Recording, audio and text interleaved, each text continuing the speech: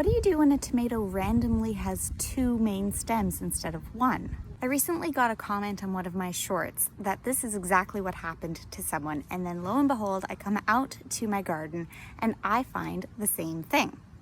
Quick terminology review first. Indeterminate tomatoes grow in one big long vine that comes up from the ground like this, and at 45-degree angles between the sunleaf and this main vine is the ability for more vines that can also grow tomatoes to occur, and these are called suckers. They're often pruned off to keep the whole thing from becoming a tangled mess. But the suckers in the main stem aren't always so clear. Now it looks just like right here, this main stem decided to become two main stems, and one went this way and one went that way. You don't really see that 45-degree angle that we usually talk about coming off of either of them.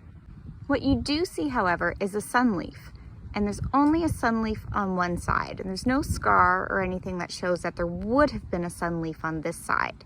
So if you go by a sucker growing at the 45-degree angle between the main stem and the sunleaf, then what would have happened is that this is the main stem, this is the 45, except it's been cheated big. And this is the 90, except it's been cheated big. So if this were more upright, these were squished together, you would see it. And the reason you really don't is because this little flower cluster has worked its way into the mix as well. What to do at this point? I don't think it actually matters. I think that I can choose either one. This can be my main stem, or I can switch it up and say, now this is going to be my main stem.